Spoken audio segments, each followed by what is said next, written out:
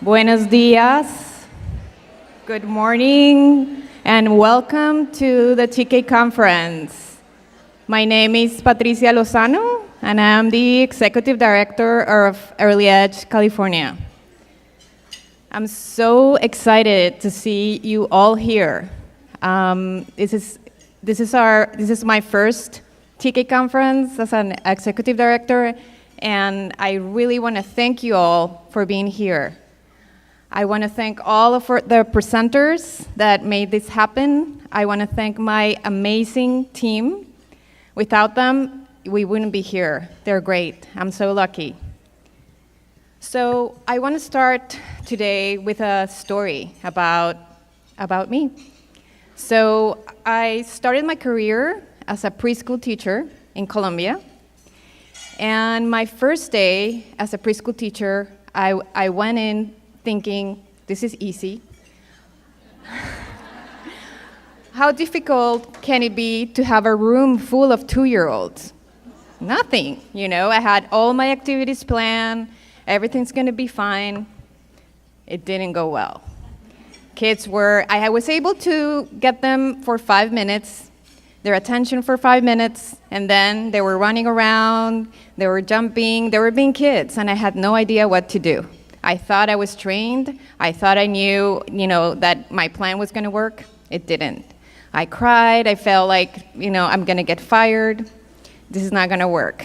I was lucky enough to have a great mentor that provided support, provided training, coaching, and, taught me how to engage kids, how do kids learn, and what is my role as an adult to bring them in and really understand how they learn.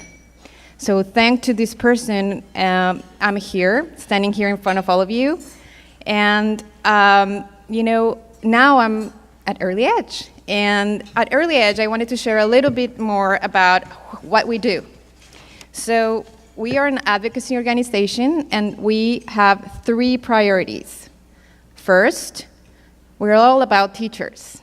We want to support you. We want to really advocate for better training and better pay. You guys deserve it. 2, yes. We care about disadvantaged kids, especially those who don't speak English. As you know, one of the main topics of this conference is how to work with dual language learners. So we want to really advocate for that, for more training, for more preparation for teachers, and also for parents to know the relevance of speaking home language. It matters.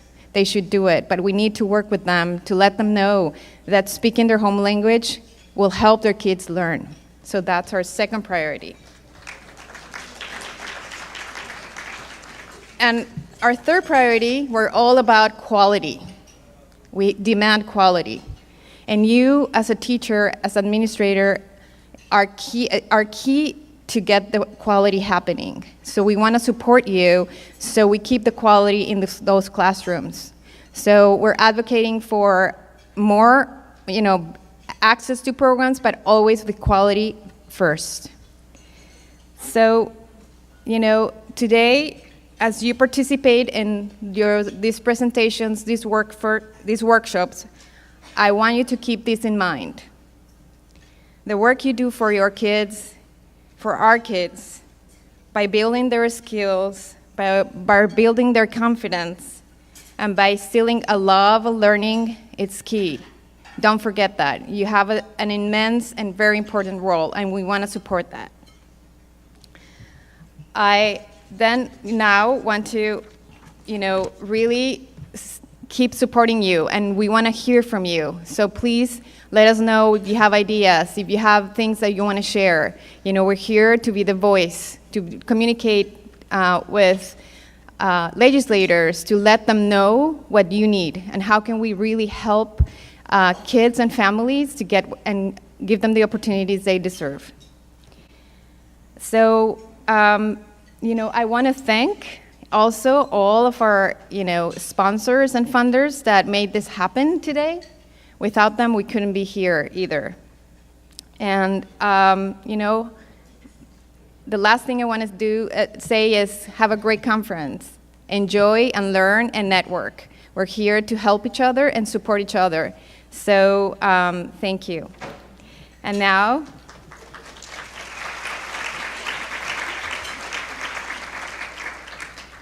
I want to introduce our next speaker, Kitty Dixon. She's from New Teacher Center, who is our partner on organizing this conference. Please welcome Kitty.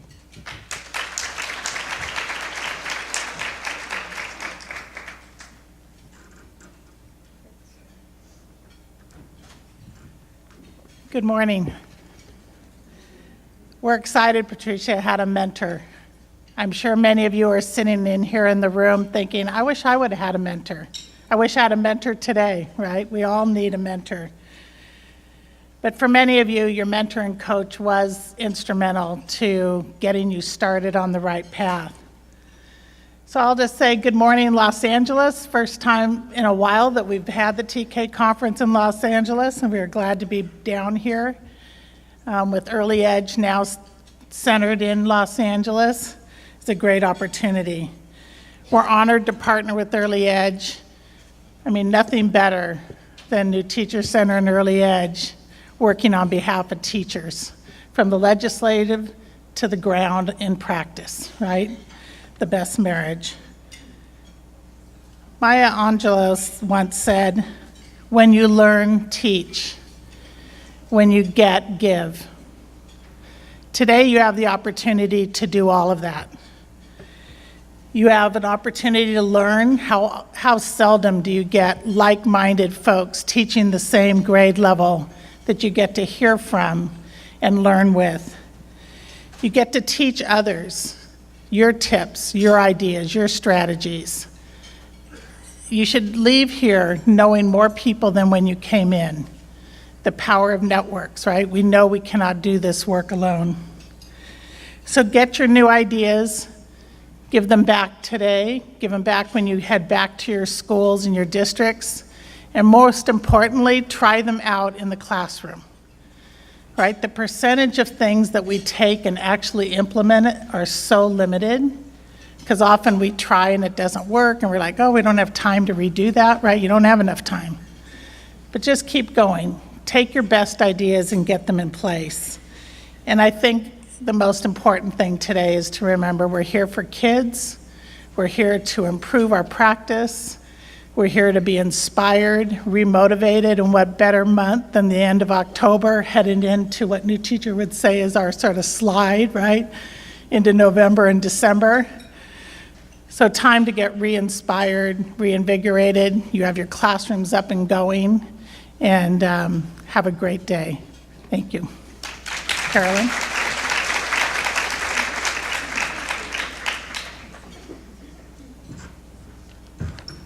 Thank you, Kitty.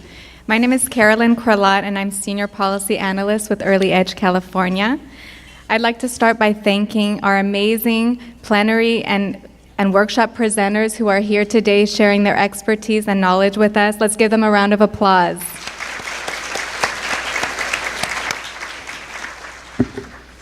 And for today's plenary, we are lucky to have an extraordinary group of key experts in dual language learning and socio-emotional development.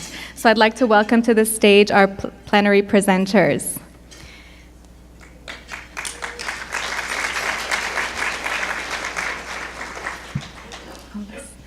We are joined today by Dr. Linda Espinosa, Professor Emeritus of Early Childhood Education at the University of Missouri, Columbia. Karen Manship, Principal Researcher at American Institutes for Research.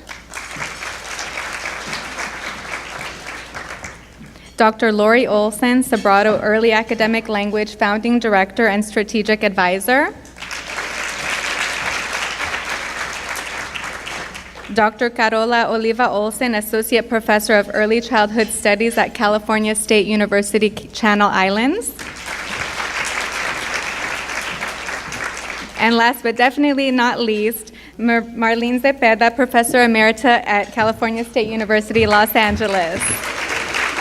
Please join me in welcoming them. So we will start today's plenary with an introduction from Karen Manship, who will share findings from AIR's latest TK study and information regarding First 5 California's DLL pilot.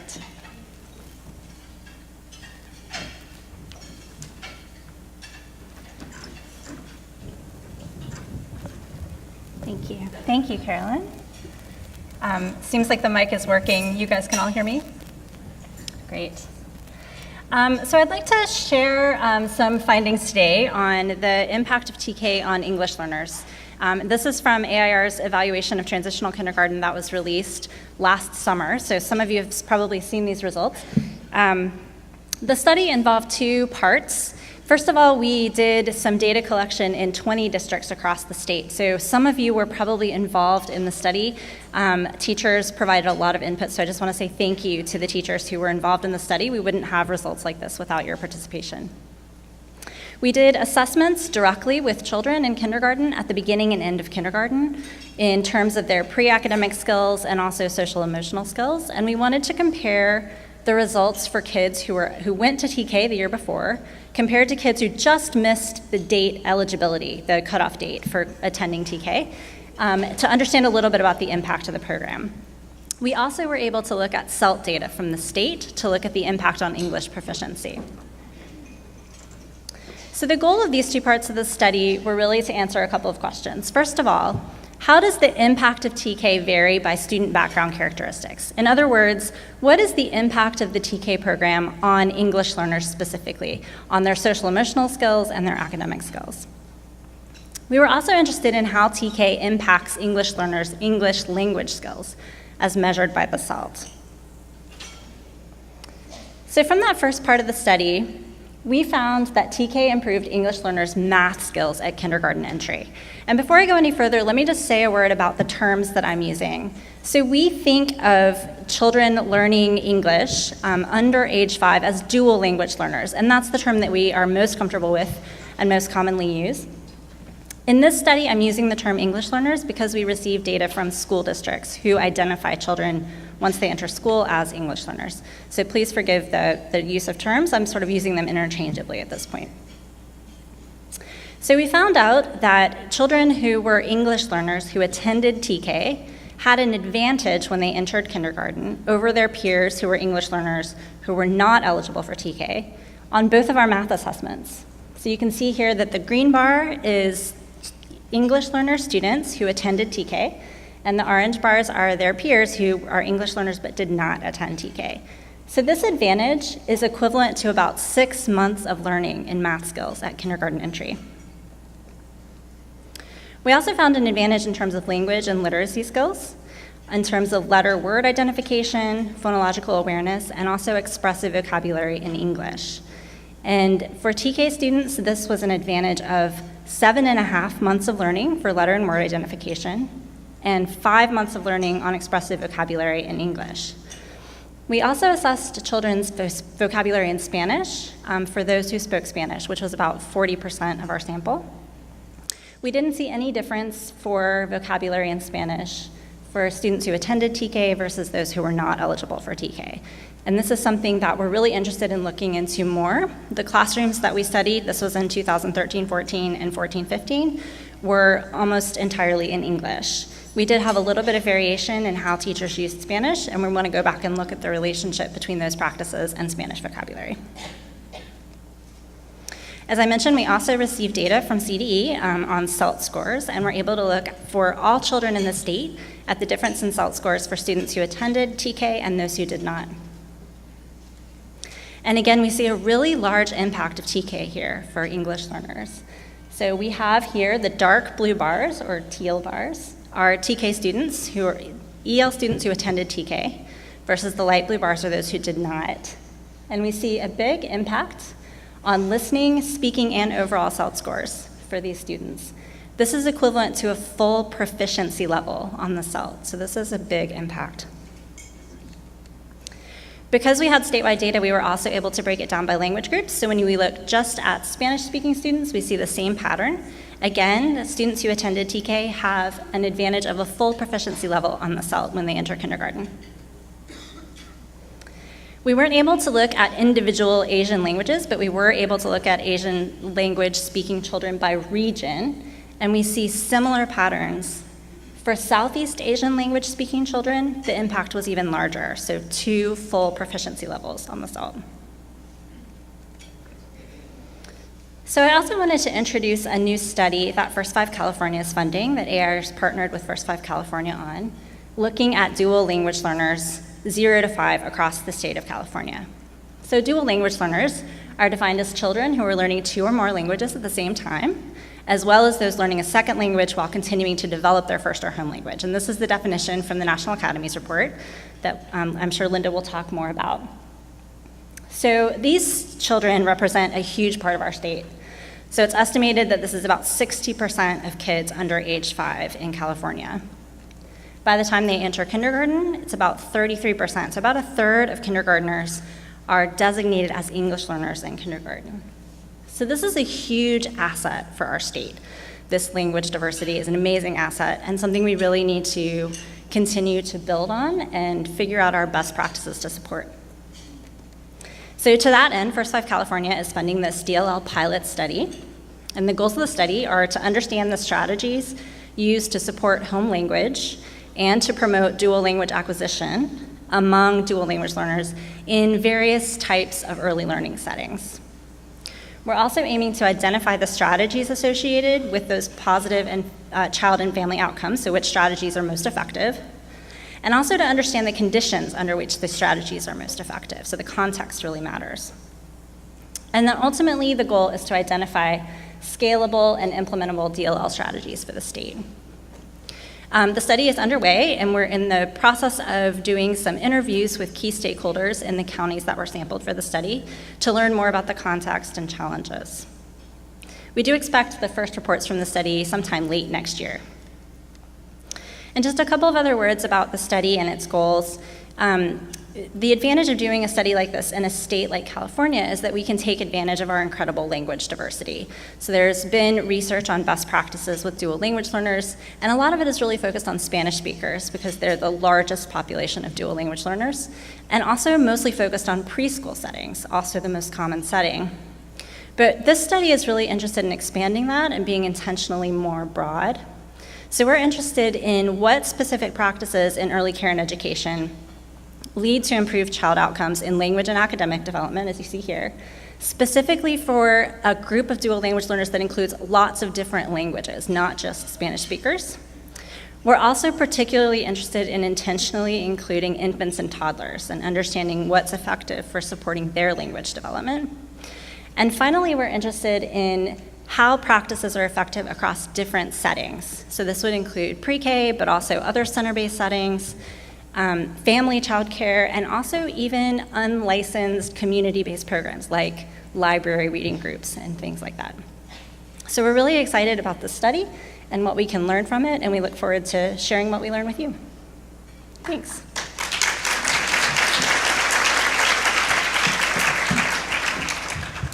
Thank you, Karen. I now welcome Dr. Linda Espinosa, who will share the latest national research on support for dual language learners. Dr. Espinosa served on the committee of researchers who developed the 2017 NASEM report promoting the educational success of children and youth learning English, Promising Futures. Please join me in welcoming Linda.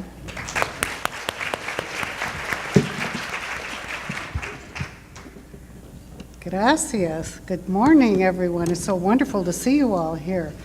My job this morning is to hit the highlights, to describe the highlights from this report, promoting the educational success of children and youth learning English, Promising Futures, that was published in March of 2017. And it's a lengthy report. It's 517 pages. I don't expect you all to buy it, purchase it, or read it completely. But if you do, I have some hints about where to go to find the relevant material. Because the report actually covered birth to 21. Which is kind of remarkable in and of itself, because never before have we really taken a look at the issues of second language acquisition from the first year of life up to college career readiness and successfulness in college. So there's a lot in this report, not just for those of us who work in the birth to 5 arena, but also for people who are interested in college and career and success beyond the K-12 arena. So my task this morning is to hit the highlights with you, so you will be encouraged enough to actually go in and read some of the detail. The report was written for a layout. It's not written for an academic audience. So there's much in there that I think would be relevant for school districts. But there's a lot in there. So luckily, I can talk very rapidly and hit the highlights, and will at least lead you to some places to go to follow up with that. Just as a side note, too, there were 17 members of the committee, and the committee was comprised of people that were both neurological, developmental psychologists, neuroscientists, demographers, sociologists. I mean, we had a wide range of very noted experts in their field that met for 2.5 years, and it felt like about 10 years because these committee meetings are intense, but it's where you really get together and debate some of the major issues around development, and not everybody always agreed on every single point. So the discussions and the debate were, I would say, healthy, or I might say mostly healthy, because we really tried to get to the nub of what does the evidence really tell us, and where does it lead us to best practices for dual language learners. Oh, I went too far. Okay, so a review of the findings for birth to 5 years. When you look at all of the evidence, and this was really true for birth as well as it was true for 18-year-olds and children getting ready to go to college, that all children, particularly in the infant and the toddler years, are capable and can learn two languages as easily as one. That is no longer an excuse to not deliberately, intentionally expose children to more than one language in the early years. And some segments of our population have actually caught on to this, so it's popular in some realms. But we have to, after doing years of professional training, I've realized that oftentimes people don't really believe that. People often remembered the times when they were in high school and they couldn't learn French, no matter what they did. They stumbled in French and they've basically forgotten it as an adult. And there are lots of reasons for that. Yeah, I can see French or maybe Spanish, whatever the second language was. That, first of all, junior high school is the worst time to introduce a second language. Secondly, and this is a really important point that I like for people to take home with them, which is language learning for birth to 3 in particular is not the same as second language learning for adults. Their brains are wired differently. They are primed, if you will, or ideally suited neurologically to process and hear and remember sounds of language and make meaning from that. As you get older, that task is significantly harder, not impossible, but those of us that are trying to learn new languages at our advanced ages, it is significantly more challenging as you get older. So when you look at babies and language exposure, you look at young children and language exposure, don't remember when you were a teenager. It doesn't apply. So we need to recast our initial impressions of what it means to learn a second language. And those corollary points are basically supporting the first one, that it's not a neurocognitive challenge. Nothing could be different than that conclusion, that in fact it's a neurocognitive advantage. And many of these advantages that we see in young children, particularly during the first year of life, have long-term cognitive and social and neurological advantages. And one of the points, I don't think I have it in the PowerPoint, but those of us that are at a certain age, it becomes highly relevant because there are studies from Canada now that tell us that when somebody has become proficient in more than one language, it actually leads to neurofrontal cortex increased capabilities, so it delays the onset of dementia for up to 5 years. Now, hey, something I'm very interested in. But anyway, as we go forward. So, and that's what I would call a non-trivial finding. So the other thing is dual language learners are not two monolinguals in one. DLLs show adaptability and flexibility in acquiring two languages. So in a sense, their brain absorbs those language features of each language that they're exposed to in slightly different ways. So they develop different neural connections and different brain activity, literally different brain activity, when they're exposed to a task in one language or the other. And one significant finding was that there's more lateral distribution of neural connectivity. So they use more left and right brain activities, attentional spans, when they are processing language than a monolingual child. But that their patterns of language may actually differ. So that when you have a child who is becoming proficient in two languages, the ways in which they are able to use that language differs than monolinguals. They will hit their language benchmarks unless they are really good, proficient, balanced bilinguals. They will hit benchmarks at slightly different ages. That typically doesn't mean a thing. And they may engage in certain types of behavior like code switching, substituting one language for another. And that's typically temporary, or it may even be mimicking what they are hearing in the community. And those things are not anything to worry about. Okay, individual differences. Just because all children can become proficient in two languages, and that is the capacity, it does not mean that all children will become proficient in two languages, and that's the competence thing. Can people know? Oh, sorry. Okay, so these variations in proficiency level are influenced by several factors that we now can identify, and one of which is the age of exposure. And this is something that is kind of new in the report that we hadn't really understood before, which is that when children are exposed to a second language before 3 years of age, particularly during that first year of age, what that does is let me explain this in a way, that prevents this phenomenon that we call within monolinguals, which is called native language neural commitment. So that if you're exposed to only one language, let's say in the first 18 months of life, then you develop what's called a native language neural commitment. You are committed to that language, the sounds of that language, the grammar of that language. So if you get exposed to a second language after that time, after you've already committed to a language and are somewhat proficient in it, then your neural development will look different. Your progression in that second language will look different. And we sometimes call it simultaneous versus sequential, which it's not that cut. It's not black and white. It's really kind of a continuum of when does that child and how much does that child get exposed to a second language. And of course, the second thing that we know about that is the amount of exposure.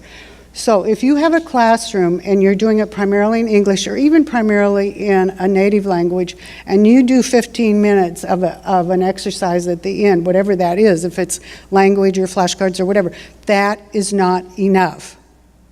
So what we've reported in the study is that it's really around 40 to 60% of a child's time needs to be in a language to progress in the vocabulary and the use of that language. So it has to be significant amounts of time, and we have to really kind of balance attention to both languages.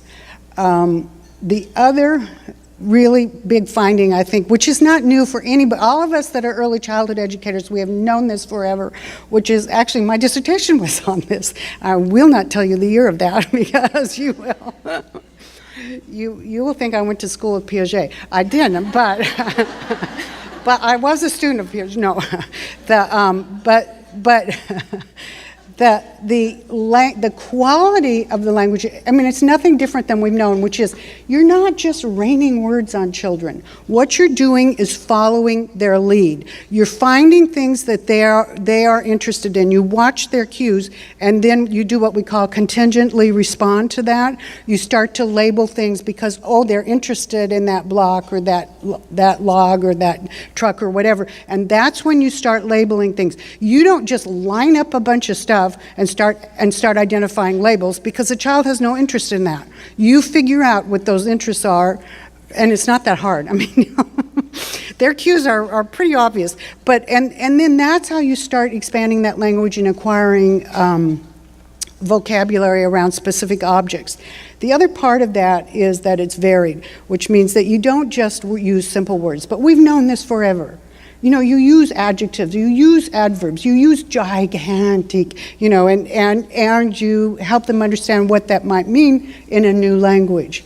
You also, one of the findings of this study, you use a variety of grammatical structures. So you don't just use declarative sentences, go over there and sit down or whatever. You know, before we go to the playground, we are all going to sit down and put on our, whatever. But you use complex grammar. And that's really going to help them in comprehension when it gets to advanced text levels. So, and this continuity of exposure, obviously, that's what you guys are all about. You know, that we are actually committed to this, not just through pre-K, but actually TK and hopefully K-12 as well. And that children have these cross-linguistic differences. Depending upon what their home language is, the patterns of differences might look different because in their language they might use more action verbs and fewer nouns in a particular language. And you need to know that. So that in your responsiveness, you know they haven't been exposed to many nouns, but really they're going to turn everything into an active state, an active verb state. And then the sociocultural experiences are huge, which I'm sure you all see all the time. And that has to do with parental background, community support, family educational level. All of that has a direct influence on which language and how much they're using of that language. The good news, the really good news from this report, and it's something I think we all have to take to heart, is that all of these factors that have sort of sorted out our dual language learners in terms of high achievers and low achievers, almost all of them are really things that we can influence as teachers. What I always like to say is that dual language learners are potentially gifted. We now know when you're fully proficient in two languages, you have cognitive, linguistic, social, economic advantages. We know that. That is not a question. Whether it happens and these children are able to capitalize on that potential that they are given because they are dual language learners is up to us and up to how we work with families as well. So that's the good news. And home language loss, I'm not going to go into that in a whole lot, but one of the things that we have found is that now here's a conundrum, here's a challenge we all need to think about because it hasn't been resolved in the literature yet, is the earlier a child is exposed to English, all of our historical studies show us the more likely they are to lose their home language and the less likely they are to become proficient in both languages, therefore they won't reap the benefits of true bilingualism. However, the earlier you start, the more likely they are to achieve proficiency in the second language. So what does that tell us?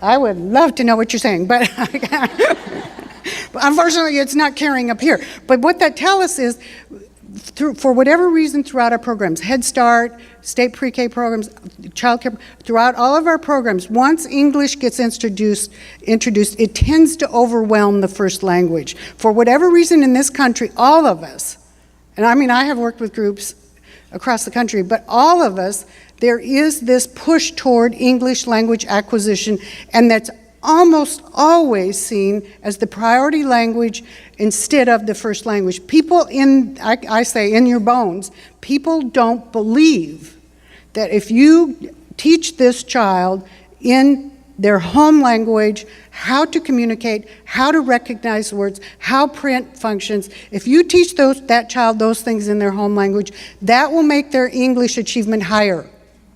That's a counterintuitive conclusion, but it is unquestioned from the type of research that we've taken a look at. So that home language maintenance.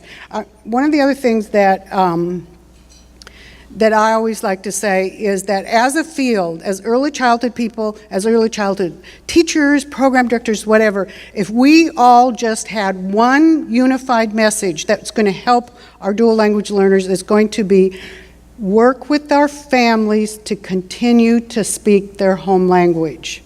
Everybody has to say the same thing. Families come to this country wanting a better life.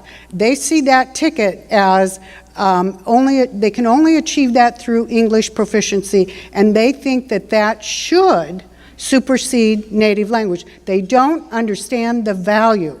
And I'm not, that's an overgeneralization because I've known many families that highly prioritized first language. But so we have to help our families understand, yes, your child needs to achieve high at 3rd grade. Yes, I was in Redwood City in San Francisco for a long time, and parents would say, I want my child to go to Stanford. And I said, I do too. And if you keep speaking to your child in Spanish, we're going to give this child a shot. You know, it's not either, it truly is not either or. So home language maintenance, and I mean, I would also encourage you all to think about, how do you really think about this issue?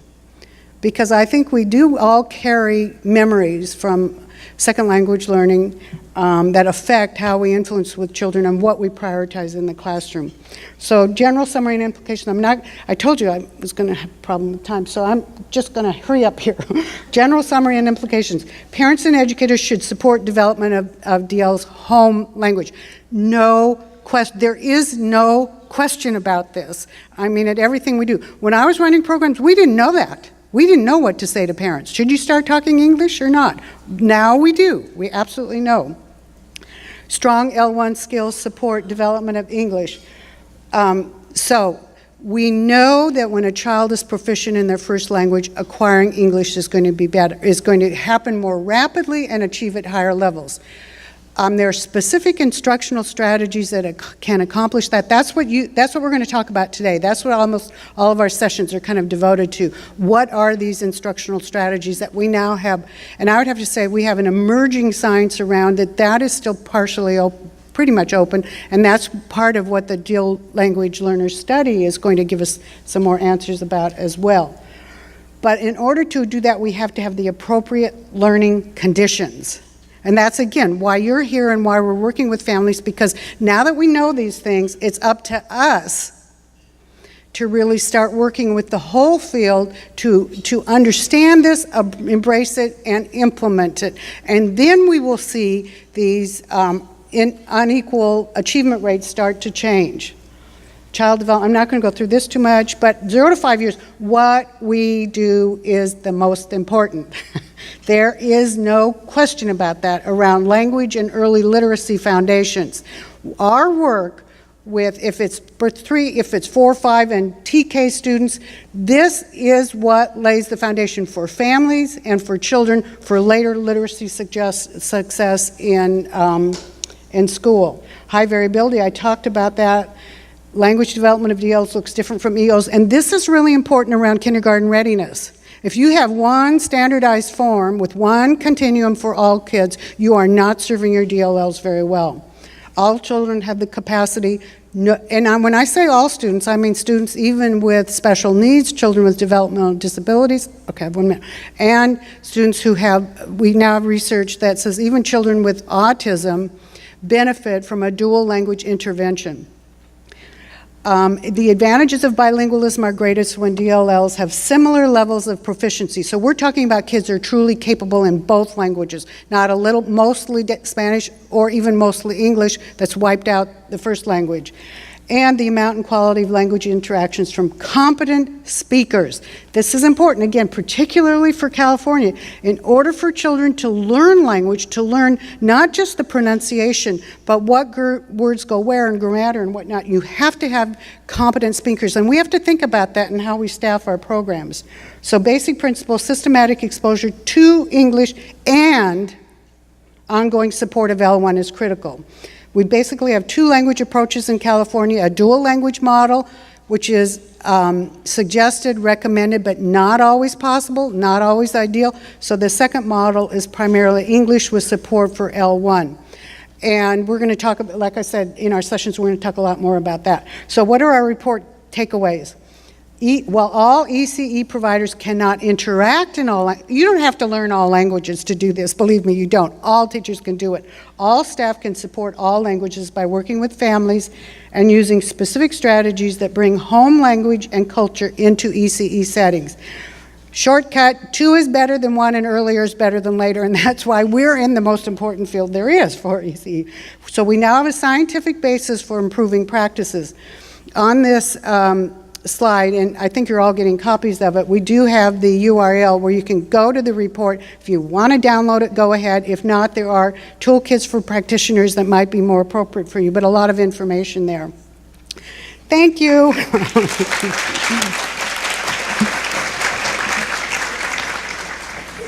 Thank you, Dr. Espinosa. Now, Dr. Marlene Zepeda will join us to share more about information regarding the demographics of children and teachers in California's TK context. Thank you, Carolyn. Good morning, everybody. Okay, thanks for being here. Thanks for your interest in children whose home language is not English. They constitute the majority of children in California under the age of 5. So this is not an ad hoc population of children. This is California's children, the majority of children. And that's the message that I'll often try to hammer home. So on this first slide, what you see is where do we find our English learners or our dual language learners? You know that according to national statistics, there are over 4 million English learners in the United States. Guess where the majority of them are situated? California. We educate 1 in 4. 1 in 4. So we're the 100-pound gorilla when it comes to DLLs. Where are they situated? Well, it should be as no surprise. They're situated in places like LA County, Orange County. They're in San Diego County. You'll also find strong pockets in Imperial Valley, Santa Barbara County, and in other areas, the Monterey, for example. One of the things that is important to note is that there are over 249 languages spoken in the state of California. So it is a challenge when we're thinking about dual language learners, and particularly in your particular circumstances, how do you support their development? And as Linda pointed out, you know, at Cal State LA, a lot of my students were bilingual Spanish-English, but they had to go work in the San Gabriel Valley where there were a lot of Korean speakers, there were speakers of other Asian languages, so just because you're bilingual doesn't necessarily mean you will not be confronted with issues relative to a child whose home language and culture you have no idea. And we need to think about how to empower you to support all dual language learners. Across the board. So,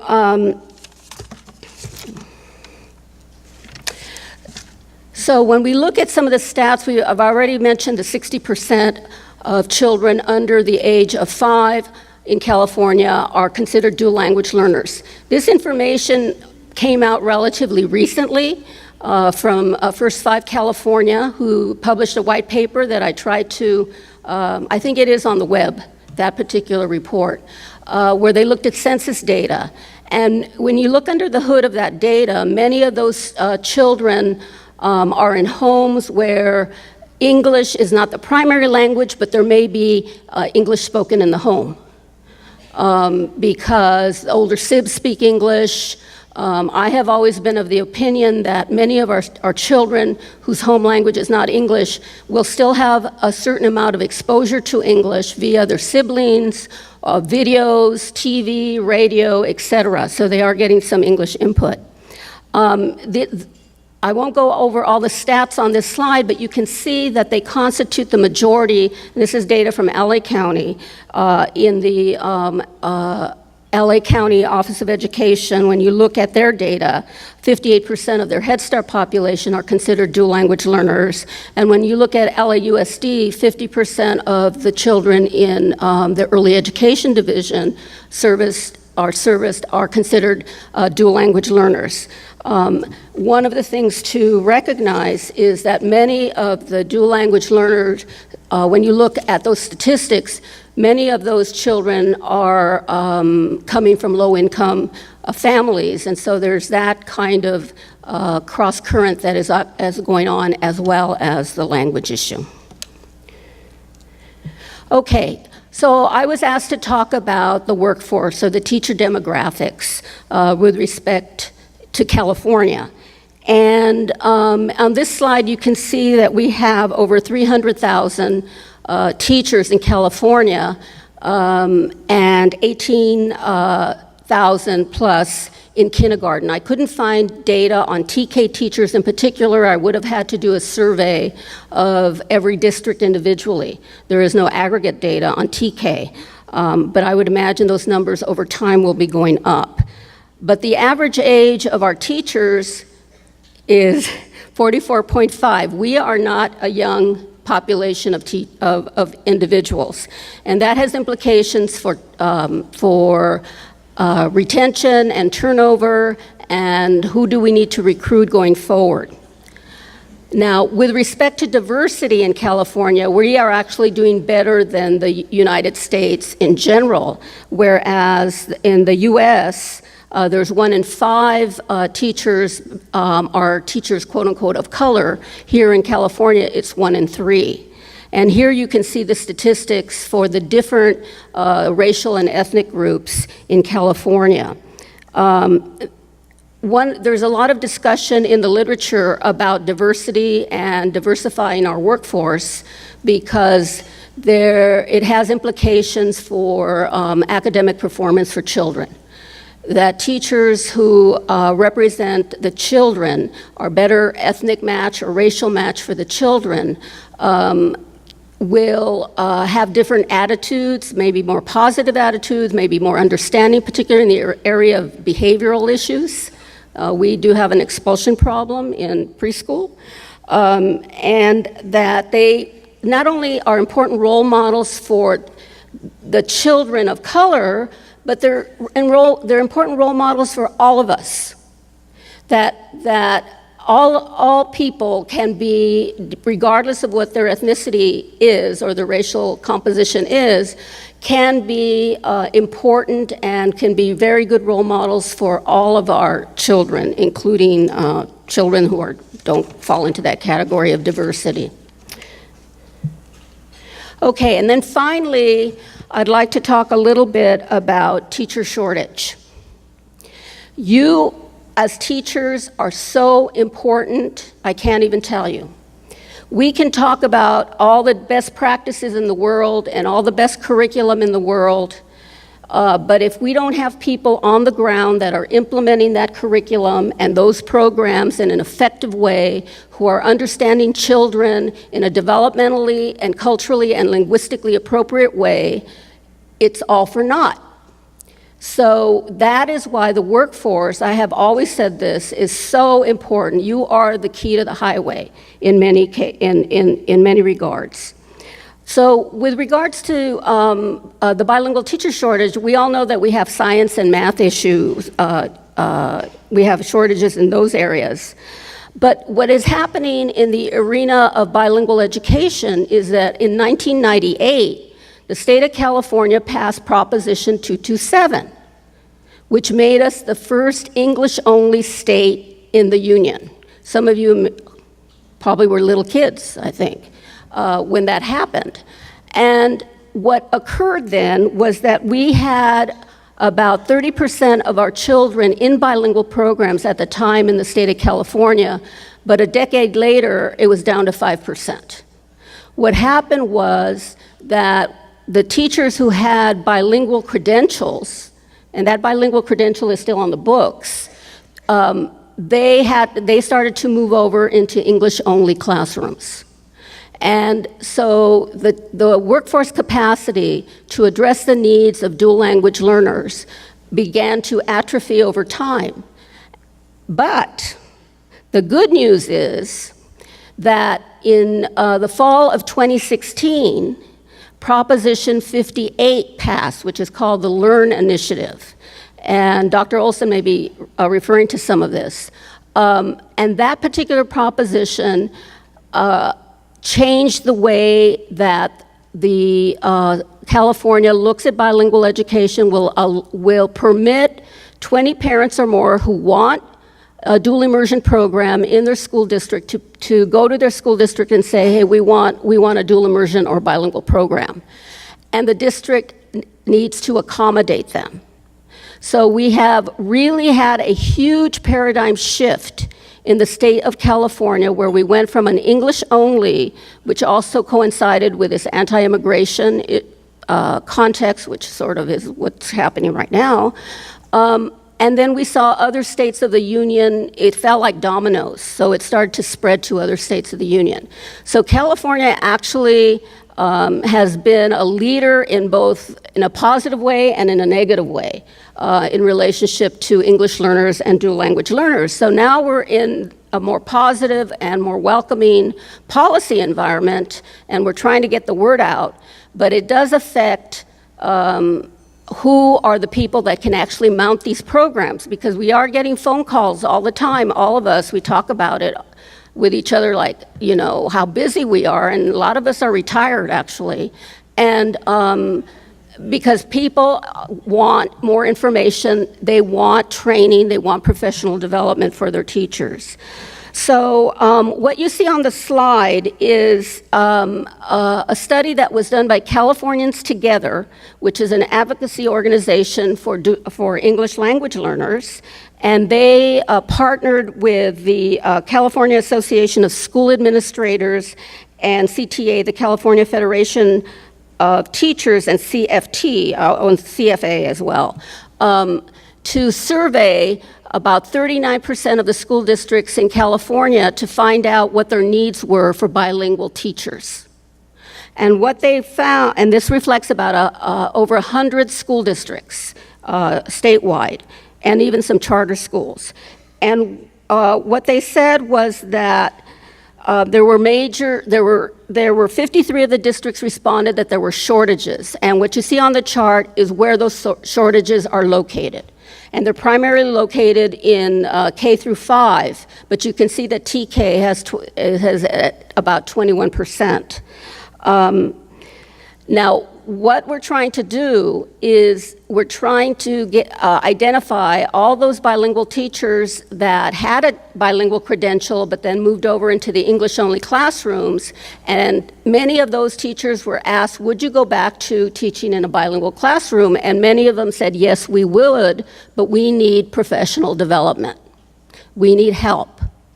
And so this, the Thurman bill, Tony Thurman, who is running for superintendent of public instruction, this is a plug for Tony, who is very supportive of English learners, in AB 2513, we got $5 million for professional development for teachers in K through 12. And so there are 8 grants that were given out, and so there's professional development going on up and down the state to retool the workforce that we presently have.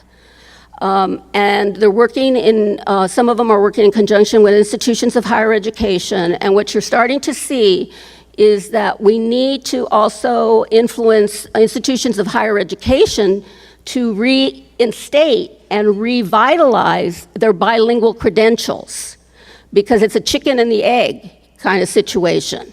You got to have the demand for bilingual education or dual immersion education, and then the credentials to go with it. So we're sort of in that kind of situation. But so the good news is that California is leading the way, as often we say, to influence the rest of the United States. So for example, Massachusetts, I think it was within the last year, they did away with their English-only law. And you're starting to see the seal of biliteracy, which was initiated in the state of California, spread, where the high school students will get a certificate or a seal on their high school diploma if they are proficient in 2 languages, okay? And you're starting to see that spread to over 33, I think, more or less, states in the union. So we continue to push forward And we're hoping that with your support, we will continue to focus on the needs of children whose home language is not English. Thank you. Thank you, Dr. Zepeda. I now welcome Dr. Laurie Olsen, who will speak about some recent important policy changes in California that impact our teachers and children. Thank you.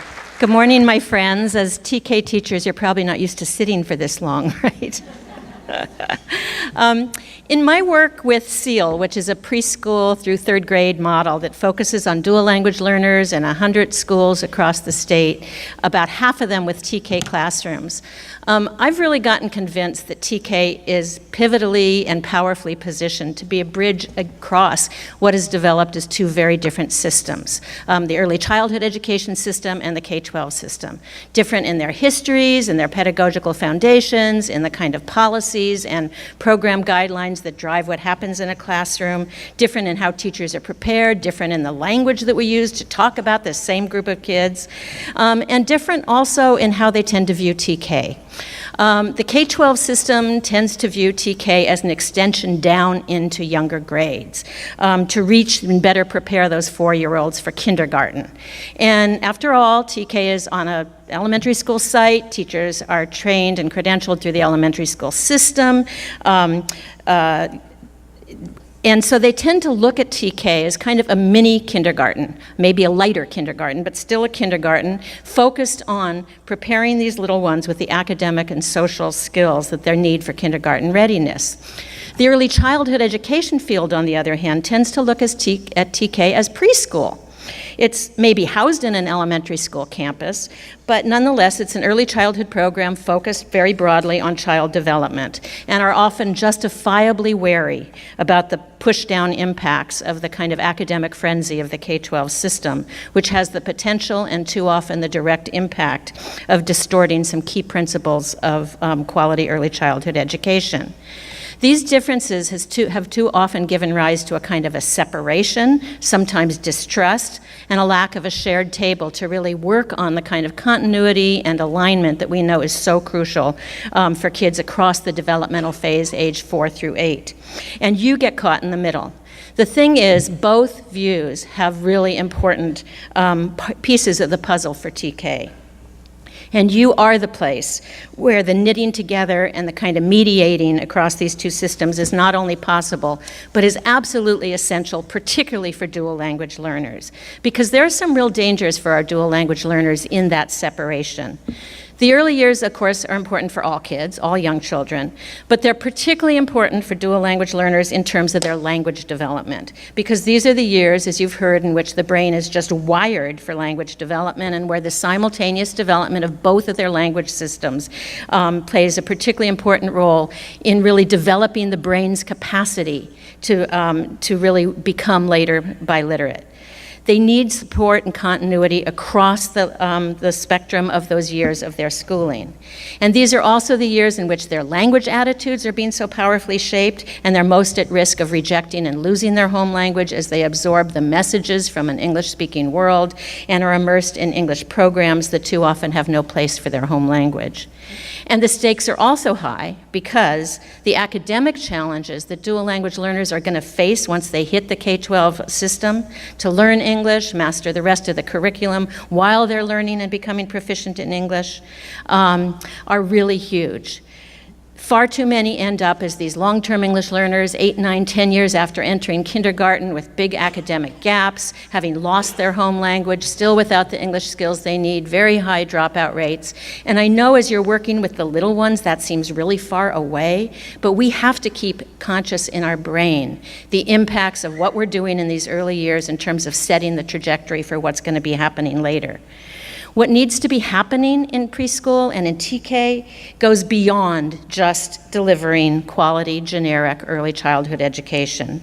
And it's not going to be found in kind of a push-down first grade for 4-year-olds. And it's not in the mistaken kind of knee-jerk reaction and assumption that if we can just get them into English earlier, things will be better. We have to synthesize and create for TK a space that protects and honors what the early childhood education field understands as how children learn, and that also draws upon the very deep understandings in the K-12 system about dual language development, about those pathways that will really lead to overcoming language barriers, and with full cognizance of the kind of and the nature of the academic challenges these kiddos are going to be facing as they move forward. The K-12 system, due to kind of half a century really of civil rights law, has developed a body of research, a practice base of strategies and program models that sort of know how to deliver for dual language learners the kind of education they need. And some of the foundational ideas from that, things like transfer across the two languages, how the two languages support and inform each other, what it really means to make things comprehensible in a new language, what ELD is. All of those kinds of things give us some tools and some handles to use in TK, but it cannot just be replicated. It has to be adapted and informed by what we know about how young children learn. And those are the things that are most threatened when we're just driven by a K-12 agenda. Things like the role of play and learning as a process of inquiry and discovery. Things like the essential role of the learning environment to support and invite exploration. The primacy of relationships is where and how language really develops. About socio-emotional health and development, which is almost totally missing from the K-12 system. And the ECE world's deep understanding that children are part of families. Those are essential pedagogical foundations that have to be preserved in TK as a basis for what we're doing with 4-year-olds. But we have to know that those things alone, generically, aren't sufficient for dual language learners. For example, play and exploration have to be accompanied by talk, by modeling and exposing children to language and engaging them in language in a far more intentional way, by accessing and developing their home language in the process of their play. Socio-emotional development has to include a concern about healthy identity development as bilingual, bicultural beings. Work to engage and partner with families has to be accompanied by an awareness of their essential role in supporting home language and our cognizance of the power of an institution like school to impact children's relationships to family, culture, and language, so we don't unwittingly participate in a process of them developing shame and abandoning those connections. I want to share a little bit, just a few glimpses with you about what this looks like, what we're trying to do in SEAL to respond to all of this. Our TK classrooms are designed to be joyful places for learning and discovery, and to be alive with language, intentionally alive with language woven into and through everything that goes on. Teachers are language coaches, modeling rich and expressive language, actively engaging kids in talk and dialogue. Children are using that expressive and complex language to express their feelings and their thoughts, and it's language in context of learning about the world. This is not 15 minutes on the rug and then we're done with developing language. Teachers work to create whole environments where vocabulary and concepts come to life, where children learn through very active hands-on play, where talk and language are part and parcel of naming their world and engaging their thinking through immersive thematic units on topics that are worth learning about, are interesting to young children, that bring to life the richness of the preschool foundations. The thing is, the curriculum and the environment really matter, and our intentionality in shaping them really matter, and the intentionality about language related to that content matters. And because we're building their language for participation in their multiple language and cultural worlds, our classrooms have to be culturally and linguistically supportive environments. So if we're doing a spring planting unit, for example, kids are in the garden, they're planting seeds, they're watering. Teachers are using language like germination because it's a perfect word for describing what's going on with those seeds, even though it's not a high-frequency TK word. And we're going to exposure to the language they need, and children make it their own, and they end up discovering that word is almost the same as the Spanish germinación, beginning that brain work of contrastive analysis of their two languages as those little linguistic geniuses exercise the incredible ability of the brain to construct multiple language systems and to develop a meta-linguistic awareness. Parents are sharing stories in whatever language they speak about their childhood experiences with planting in springtime. There's chanting and singing in multiple languages about the life cycle of plants and the beauty of spring. And on the walls of the classroom, along with children's own art, they see Diego Rivera's lilies and Van Gogh's sunflowers, and they're talking about color and texture and motion and art and artists. The emphasis on language, on high-level vocabulary, on talking is ever present in the learning and development of the kids. Now, some would say, isn't that a little academic for these little ones? And what I want to say to you is, never underestimate the intellectual capacity and curiosity and drive of the young brain to learn, to make sense of the world, to seek out the most expressive and wonderful and precise language to talk about their world. The history of English learner education is marked by deficiency paradigms and assumptions. That lack of English is equated with inferior minds, that the children of immigrants don't really need an enriched curriculum. What they really need is just to learn English. Our task is to bring them the world, for their very lively minds to drink in, to support them with the most expressive and wonderful language we can so they can express their voice in the world, because they deserve it, because they need it, because this is what really prepares them cognitively and linguistically for later academic success and to thrive in and across their multiple language and cultural worlds. And it's research-based, and you know what? It's also policy now. After 2 decades of damaging English-only era in California, in 2016, as Marlene said, the voters overwhelmingly passed Proposition 58, calling upon the schools of our state to provide more opportunities for children to develop proficiency in multiple languages. They stated very clearly that bilingualism is a value, it matters to the future of the state, and that it is our job as educators to provide those opportunities.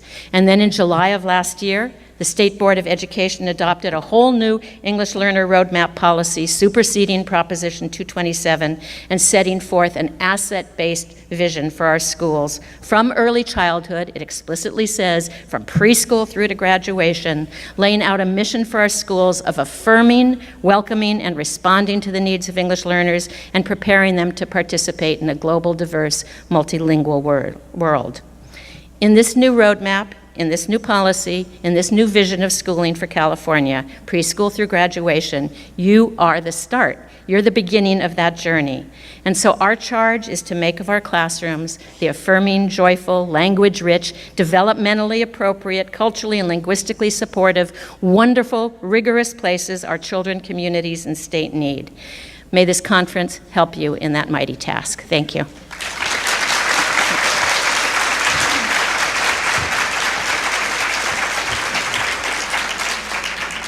Thank you, Dr. Olsen. I now welcome Dr. Oliva-Olson, who will discuss implications for classroom and pedagogical practice.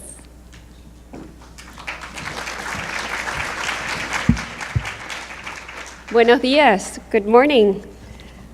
Could I kindly ask those of you who speak more than one language to stand up?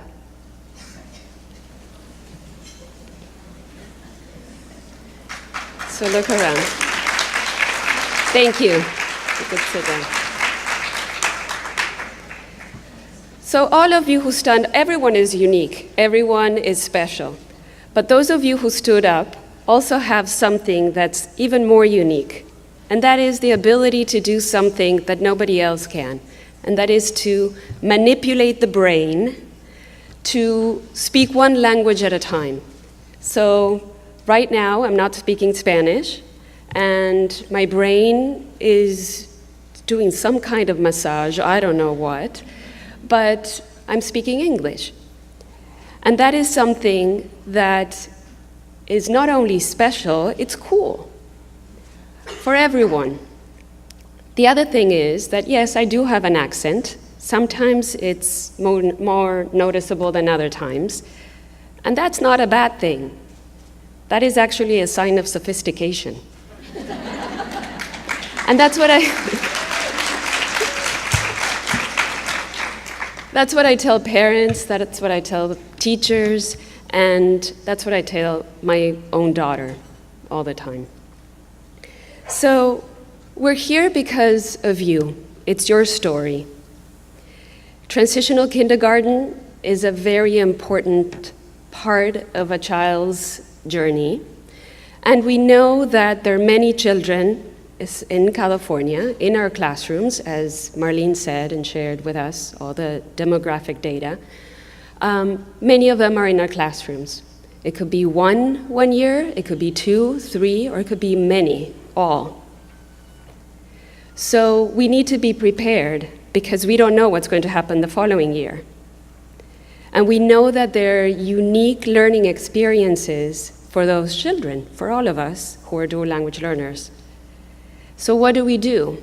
And what do we need to know that keeps changing because the research, as Linda showed us, has changed dramatically? We used to think that simultaneous translation was the way to go. And it's not. But that's what we used to teach in professional development. We thought that there was no space in the brain, or some of us told us that there was no space in the brain for more than one language. And a lot of parents still receive that information, which is not true. And since things keep changing, we have to be in touch with the latest news. And that means that professional development is very important, and it's not a one-time thing. It can't be a one training, here and there, one workshop. It doesn't work that way. Because we know that children who are dual language learners are impacted by what they hear and what they don't hear, right? They're taking statistics, they're seeing what is being said and what isn't, and then they're making up their minds. And that affects their social-emotional development, their sense of identity. It affects whether they're open to learn or they're closing up their affective filter. And then the same for cognitive development. If their language skills, English language skills, for example, are not ready to understand what the activity, what the learning experience is about, then they're losing time.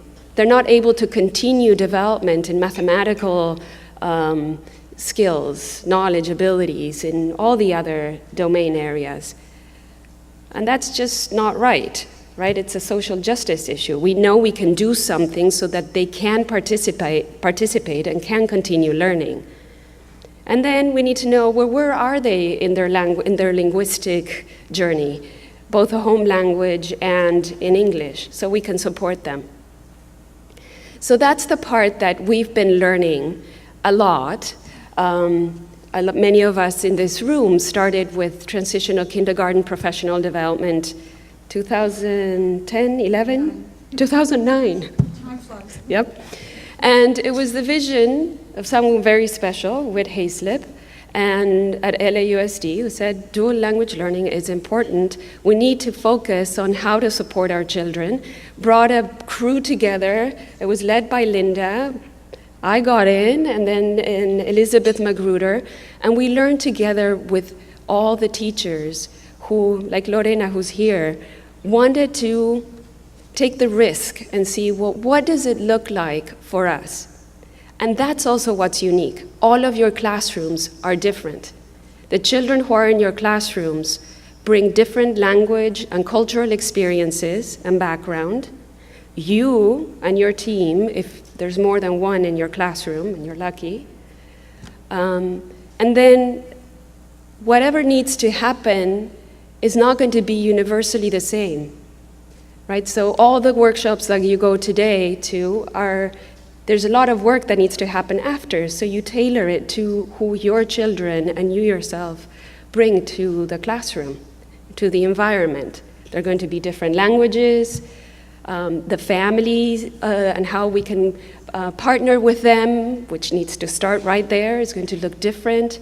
And sometimes it takes thinking outside the box and doing some things that are not so common or typical or even addressed here.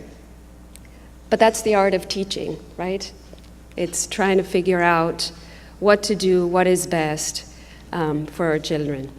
And one thing I wanted to share about that experience when we started with LAUSD and the TK professional development is we learned together, we kept changing things as we went along. We were able to include coaching. And what we learned there, which became POL, or the Personalized Oral Languages Learning, that's what we termed it, had its own story. It didn't just stay there. And it's not about what we learned from Linda and with Linda, is that it's not about changing a curriculum. The curriculum, what is a curriculum? Those are the learning experiences, right, that we plan for children. And sometimes we have a guide or a published curriculum that is purchased. But those learning experiences are appropriate for children who are dual language learners. It's the things that need to happen along with that. It's the modifications, the enhancements, the scaffolds that need to come in systematically throughout the day so that they have access to those learning experiences like everyone else. And then that looks different based on where each individual child is in their linguistic journey in both languages, as we learned from everyone today. So there's a lot to do and a lot to understand. And the same for us in our role as providers of professional development and doing research and writing about it. We need to understand what that looks like in your classrooms, in all of the different kinds of classrooms, kinds of contexts that keep changing all the time. And what you'll see in many of the sessions are what are those examples of the enhancements, the modifications. And then you'll learn about our journey in bringing this to you that didn't stay just with that, but in looking at what about the system? What about the program? If the program is not prepared to hold you all in how you support children who are dual language learners, then when you have another teacher or another group of children, it goes to waste. We have to start all over again. So building the programmatic approach is important. The same with the language models. Like Linda was explaining, we need to be careful and we need to really make a decision based on who the children are, who the families are, and what we bring, and what the best approach is. And then work on it, because it's not easy.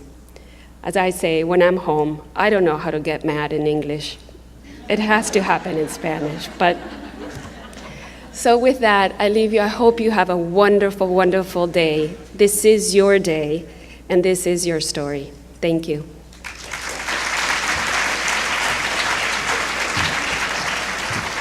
Thank you, Dr. Oliva-Olson, and thank you all of our plenary speakers. And we're also so fortunate to have all of them also presenting at workshop sessions throughout the day. So now we'd like to open it up to question and answer. So if you could, if you have a question, stand up. We have a microphone going around. And if you could also identify to whom you're directing your question. Hi, how are you? I'm Sarah.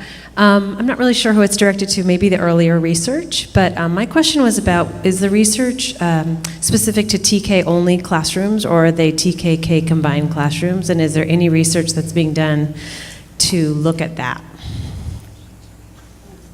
I think that, can you hear me? Nope. Can you hear me now? Now my mic is on. Okay, I think that question was directed to me. I'll just answer briefly. For the TK study in general, we did include classrooms that were TK standalone and also TKK combination classrooms. And we didn't find a difference in impact on the two, which we didn't expect, honestly. But so there's probably some more to understand about classroom practices there. So I hope that answers your question. Yeah.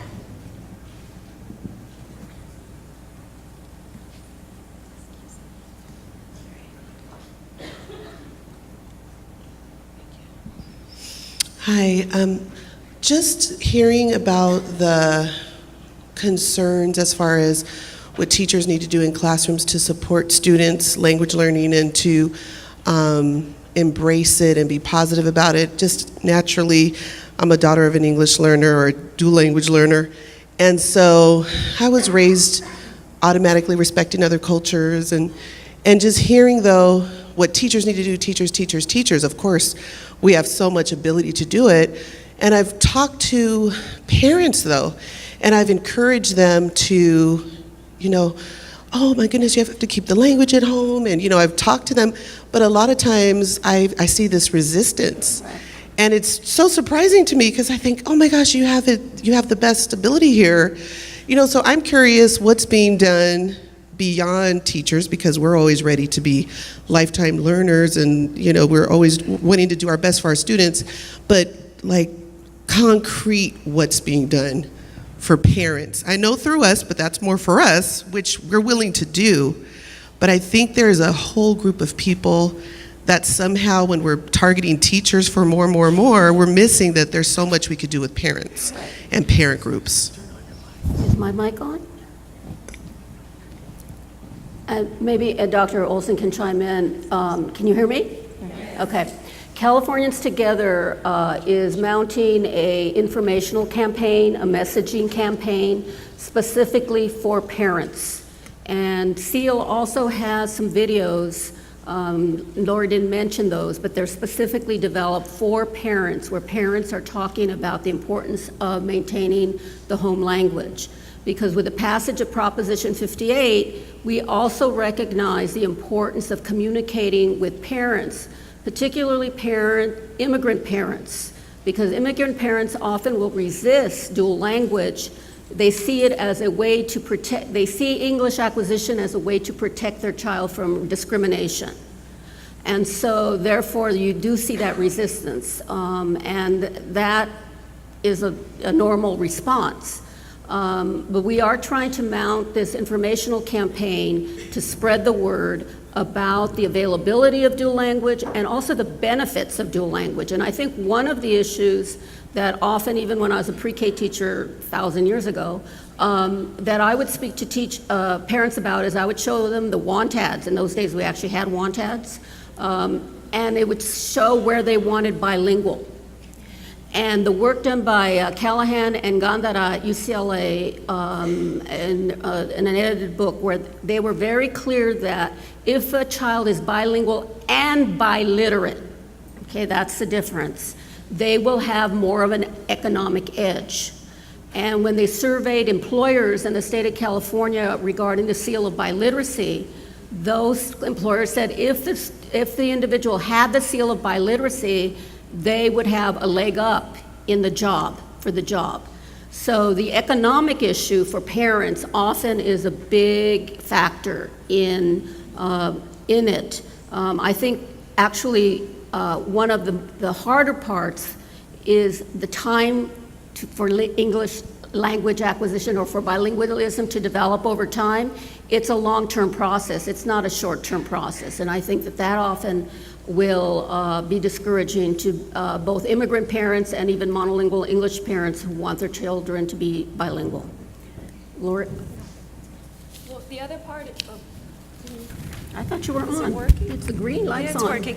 The other part is programmatically, thinking about how family engagement is at the core of all the work that you're doing also in the classroom.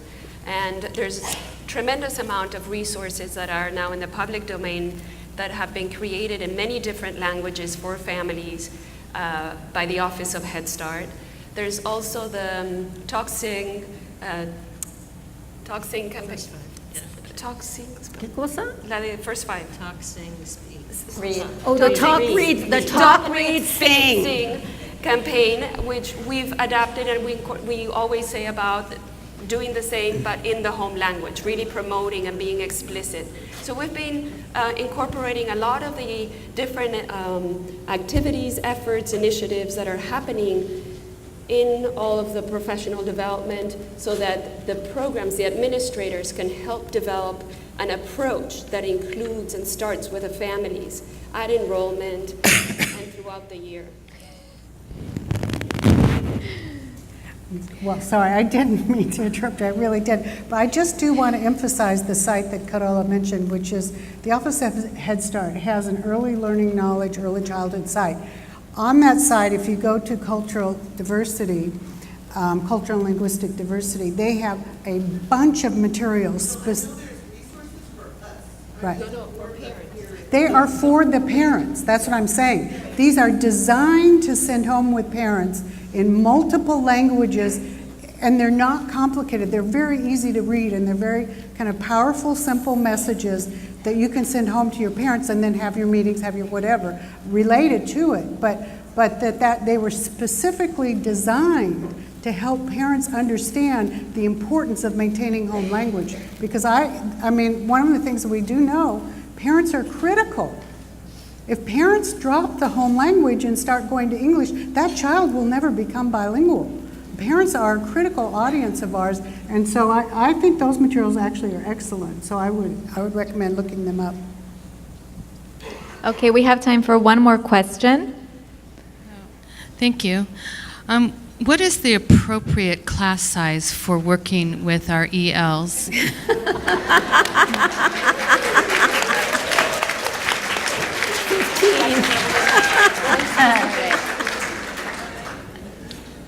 In a perfect world.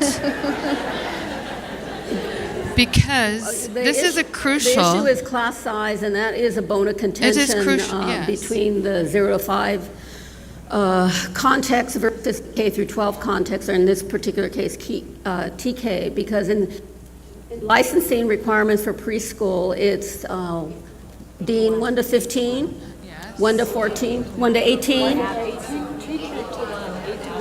8 to 1. Is this written anywhere in our TK? That was one of the issues when TK started to build, that we had discussions with school districts about, was the fact of the ratio. Exactly. And so it makes it difficult sometimes to do some of the things we would like to see happen in the classroom. Well, especially when you have a larger influx of ELs. I mean, you have 28 to 30 students. You're not meeting all the needs of these young children. And if our California states that no child left behind, several of these children are being left behind because of class size. So we need help from not only the bill, but we need help from California to say that there needs to be a statute, a limit for how many kids you put in our program, and give us help and support. No. Help and support us. We absolutely don't disagree with that. Thank you. Great questions. I'd like to thank once again our plenary speakers for sharing their knowledge and insights with us today. Thank you so much. I thought it was 1, 2, 1, 2, And 3. yes.